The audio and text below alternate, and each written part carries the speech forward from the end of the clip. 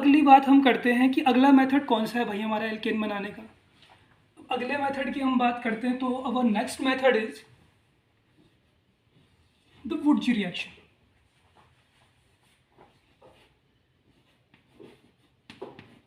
Woods reaction, तो ये reaction भी काफ़ी पॉपुलर है for the preparation of the alkanes. इससे भी एल्केन्स बनाए जाते हैं। इससे एल्केन्स, वुड्स क्या है, पहले वुड्स एक साइंटिस्ट का नाम है जिन्होंने क्या करी थी, ये रिएक्शन बनाई थी कि हम कैसे एल्केन को बना सकते हैं, किससे, एल्काइल हैलाइड से। तो वुड्स जो साहब थे हमारे, तो वुड्स हमारे क्या करते हैं, वुड्स हमारे एल्काइल हैलाइड से क्या बनाते हैं, एल्काइल हैलाइड से एल्केन बना देते हैं हमारे, in presence of sodium matter and dry ether. तो ड्राई ईथर में हमारे पास क्या हो सकता है, डाई इथाइल ईथर हो गया,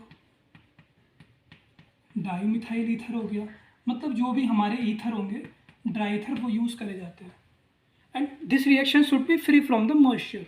Y we do not need moisture over here, if moisture will be here then the alkyl halide converted into alcohols. And what is our desired product?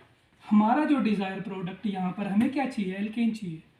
So that's why whenever alkyl halide comes with in presence of moisture, it get converted into the alkanes. Sorry, जब moisture की presence में आता है तो alkyl halide हमारा जो होता है वो क्या होता है, एल्काइल हैलाइड हमारा अल्कोहल में कन्वर्ट हो जाता है। इसलिए हम यहाँ पर ड्राई ईथर यूज़ करते हैं which is not aqueous, which is non polar in nature, और मॉइस्चर फ्री होना चाहिए। Important point, moisture free. So what is the alkyl halide? We can, alkyl is methyl, ethyl, propyl, butyl. So we can say the alkyl halide is RX. Reaction देखते हैं कैसे, direct method है, we will call it direct method. RX, this is alkyl halide. Sodium की presence में, sodium की presence में dry ether हम use करते हैं एज एन सॉल्वेंट, क्योंकि जब भी कोई रिएक्शन हम करते हैं तो उसके लिए हमें किसी मीडियम की ज़रूरत होती है। लाइक अगर हम कोई भी, हमें दो चीज़ें मिक्स करनी है, सपोज हमें चीनी और नमक को मिक्स करना है, तो हम कैसे मिक्स करेंगे उसको? We need water, water is acting as an solvent. Same यहाँ पर जो ड्राई ईथर है हमारा वर्किंग एज एन सॉल्वेंट, जो कि मीडियम का काम करती है ताकि जो दोनों हमारे एल्काइल हैलाइड हैं वो क्या हो सके, आपस में मिक्स हो सकें और हमारे एल्केन बना पाए। तो आप इसको कैसे लिख सकते हो सिंपली, यहाँ पर क्या होगा, जो RX है, RX plus sodium metal plus, अगर हम RX लिखते हैं दूसरा, सेम इसका ही अगर दूसरा मोल है, क्योंकि एक मोल तो एक मॉलिक्यूल होगा ना वहाँ पे, अगर हम एक मोल यूज़ करते हैं तो वहाँ पर कितने मॉलिक्यूल्स हमारे होते हैं, 6.02 इंटू 10⁻23 मॉलिक्यूल। तो अगर हम एक मोल यूज़ करते हैं तो वहाँ पे बहुत सारे मॉलिक्यूल होंगे, एवोगैड्रो नंबर ऑफ मॉलिक्यूल्स होंगे। तो हम यहाँ पर क्या कर देंगे, अगर एग्जाम में दिया जाता है केवल RX तो आप कभी कंफ्यूज मत होना, क्योंकि ये अंडरस्टूड होगा कि जो यहाँ पर अगर सोडियम मेटल दिया है, ड्राई ईथर दिया है, तो समझ जाना ये वुड्स रिएक्शन हो रही है।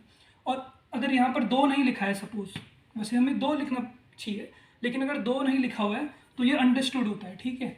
तो जो Na है वो क्या करता है इसके साथ, और अगर हम इसको ऐसे ना लिख के, अगर हम इसको X और R की फॉर्म में लिखते हैं तो ये क्या होता है, सोडियम के भी 2 वो यूज़ करेंगे हम यहाँ पर, ये यहाँ से निकल जाता है NaX, 2NaX, और ये जो R है और ये जो R है वो यहाँ पर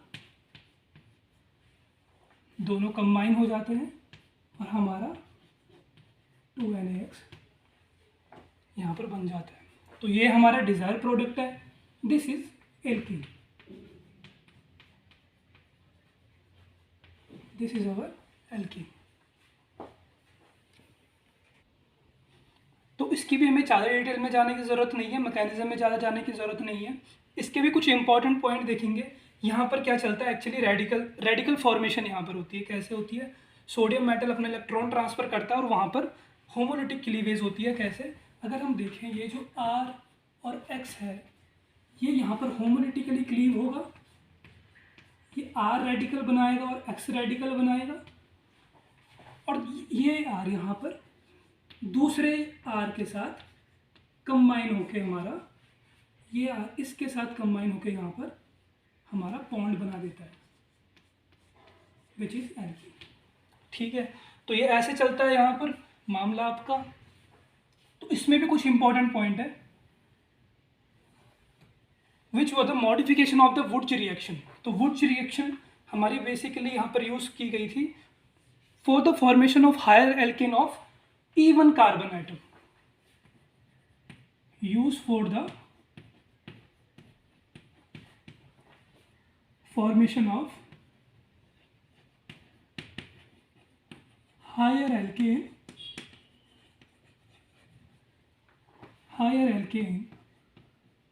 containing even number of carbon atom।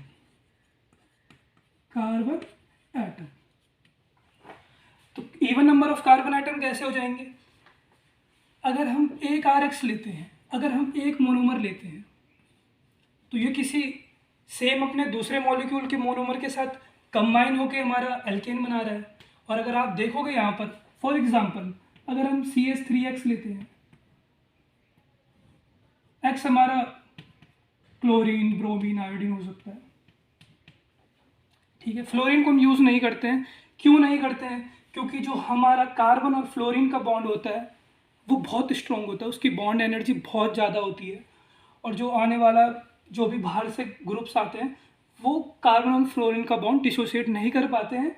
इसलिए हम यहाँ पर फ्लोरीन नहीं लेते हैं, केवल क्लोरीन, ब्रोमीन और आयोडीन लेते हैं।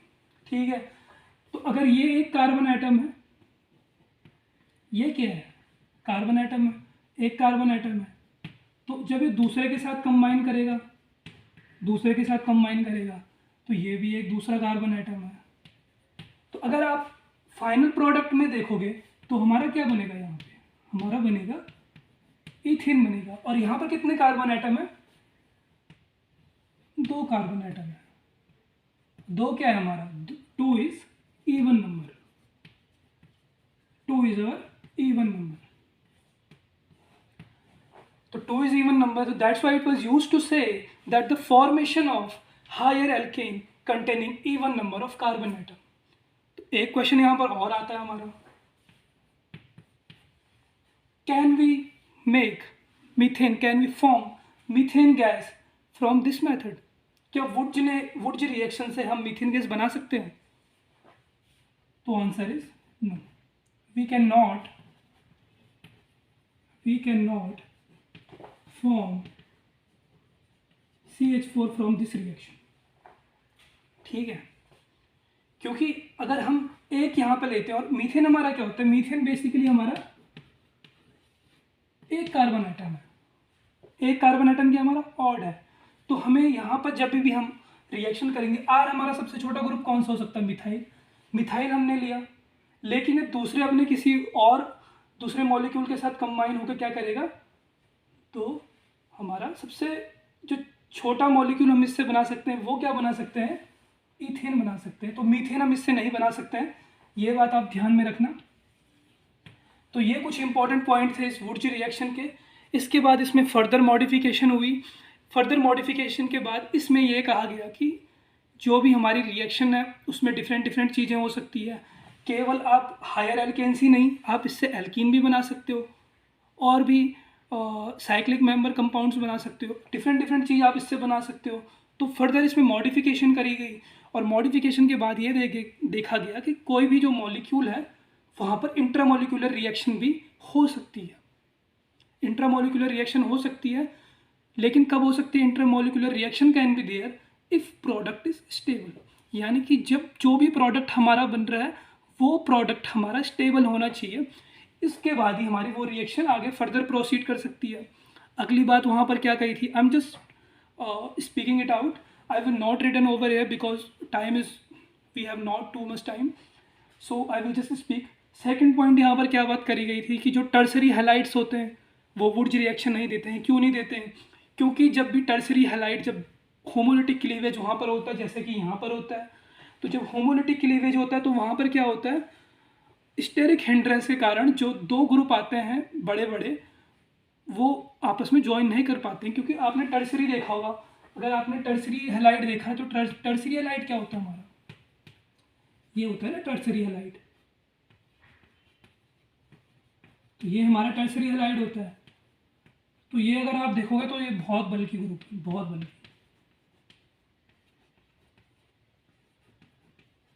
तो इस वजह से स्टेरिक हिंड्रेंस के कारण ये दोनों आपस में बॉन्ड नहीं बनाएंगे, कभी कभी बॉन्ड नहीं बनाते। तो ये रिएक्शन आगे फर्दर प्रोसीड कैसे करती है, ये रेडिकल यहाँ से एक हाइड्रोजन लेके आइसोब्यूटेन बना लेते हैं और हमारे आइसोब्यूटेन बना लेते हैं, दो कंपाउंड की फॉर्मेशन यहाँ पर हो जाती है।